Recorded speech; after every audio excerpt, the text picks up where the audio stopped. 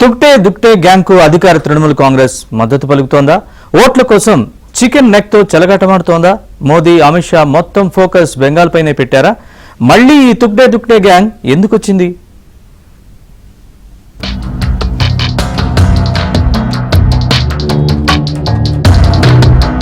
Bharat main land నుంచి ఈశాన్య రాష్ట్రాలకు వెళ్లాలంటే సిలిగురి కారిడార్ గా పిలిచే చికెన్ నెక్ చాలా ముఖ్యం. దేశ ప్రధాన భూభాగాన్ని ఈశాన్య ప్రాంతంతో కలుపుతుంది. అత్యంత ఇరుకైన ప్రదేశంలో ఈ మార్గం సుమారు 20 నుంచి 22 కిలోమీటర్ల వెడల్పుతో ఉంటుంది.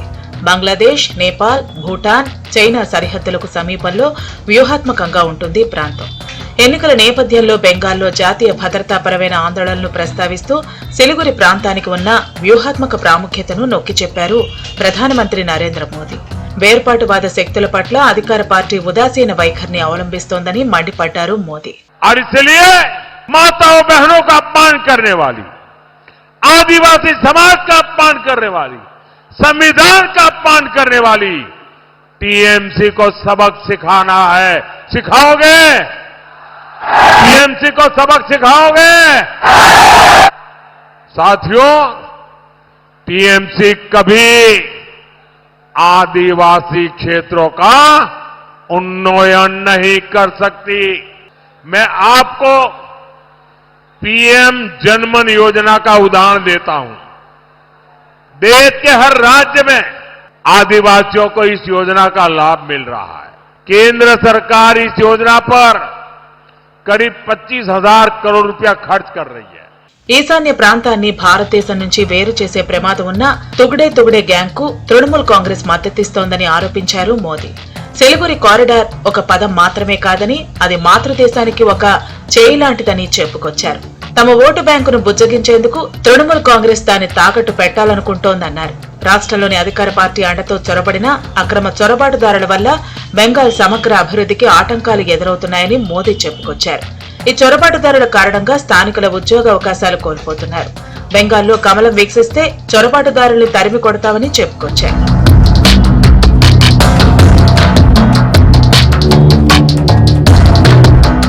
వామపక్షాలకు 34 ఏళ్ల పాటు, తృణమూల్కు 15 ఏళ్ల పాటు అవకాశం ఇచ్చారని, బీజేపీకి ఒక్క ఛాన్స్ ఇవ్వాలని బెంగాల్ ఓటర్లకు పిలుపునిచ్చారు మోదీ. మహిళలను రక్షించేందుకు, ఉద్యోగాలు సృష్టించేందుకు, చట్టబద్దమైన పాలన చేసేందుకు కమలానికి ఓటేయాలన్నారు మోదీ.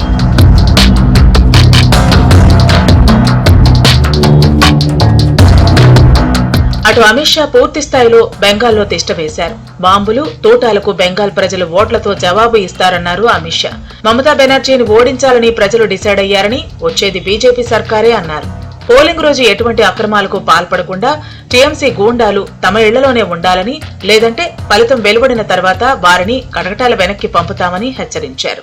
మమతా కి సర్కార్ నికాల్నే కా మతలబ్ హై घुसपैठ मुक्त बंगाल बनाना। मुझे बताओ बंगाल से घुसपैठियों को निकालना है या नहीं निकालना है? ऐसी आवाज से निकलेंगे क्या? जरा जोर से बोलो, बंगाल से घुसपैठिए को निकालना है या नहीं निकालना है?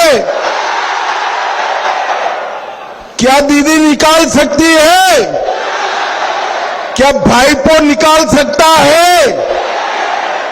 केवल और केवल भारतीय जनता పార్టీ నికాల్ సక్తి హై భాయో బహనో. దేశంలో మావోయిస్టులను మోదీ ప్రభుత్వం పూర్తిగా అణిచివేసిందని, ఇప్పుడు చొరబాటుదారులను తరిమికొట్టే సమయం ఆసన్నమైందన్నారు అమిత్ షా.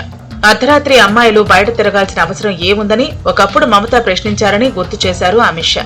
అటువంటి మాటలు ఆమె పదవికే సిగ్గుచేటని మండిపడ్డారు. అర్ధరాత్రి కూడా మహిళలు ధైర్యంగా తిరిగే వాతావరణాన్ని తాము బెంగాల్లో సృష్టిస్తామన్నారు.